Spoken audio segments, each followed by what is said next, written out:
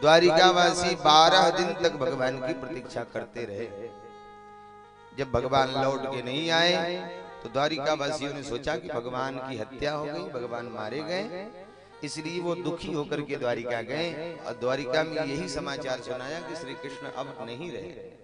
सारे द्वारिकावासी बिलख बिलख के भगवान के वियोग में रोने लगे।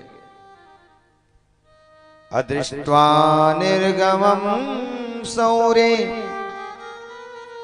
प्रविष्टस्य बिलं जना प्रतीक्ष्य द्वादशानि दुःखिता स्वपुरं ययुः।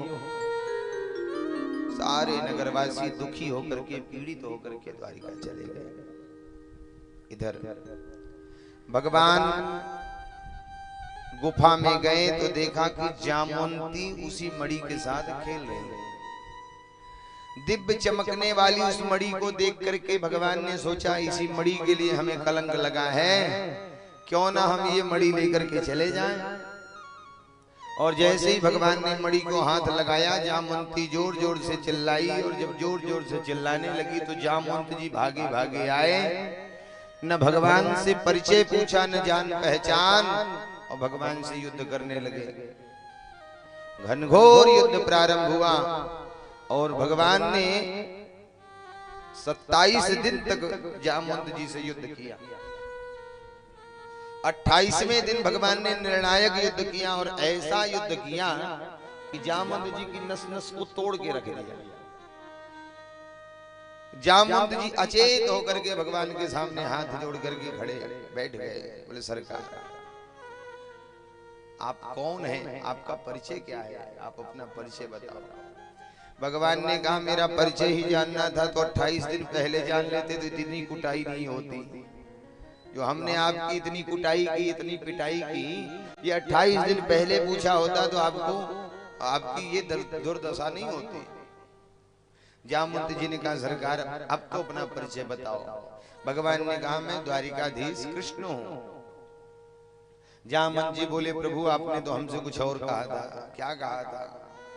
बोले आपने रामावतार में मुझे वचन दिया था कि मैं तुमसे युद्ध करने आऊंगा, क्योंकि प्रभु रामावतार में रावण के दल में कोई ऐसा वीर नहीं था जो मेरे बल को संतुष्ट कर सके, जो मेरे बाहों को संतुष्ट कर सके। बड़े बड़े योद्धाओं से मैं लड़ा भिड़ा लेकिन कोई मेरी बराबरी का योद्धा नहीं था, इसलिए मेरे हाथों की खुजली मिटी नहीं और मैं युद्ध करना चाहता था। इसलिए मैंने राम जी से कहा कि प्रभु आप मेरे से दो दो हाथ करो। तब राम जी ने कहा कि देखो हम दो दो हाथ करेंगे तो दुनिया वाले कहेंगे कि भगवान भक्त आपस में भिड़ गए, इसलिए ठीक नहीं समय। अगर आपकी इच्छा है तो आप प्रतीक्षा करो, द्वापर में हम आएंगे और द्वापर में आपके हाथों की खुजली मिटा ही देंगे। अपने वचन के अनुसार भगवान आए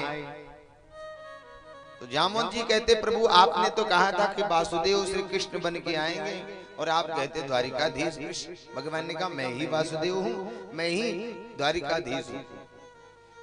जामवंत जी गदगद होकर भगवान की दिव्य स्तुति गाने लगे और कहा सरकार बहुत काल बीत गए, त्रेता में आपके मधुर मोहनी मूर्त के दर्शन किए थे, युग बीत गए।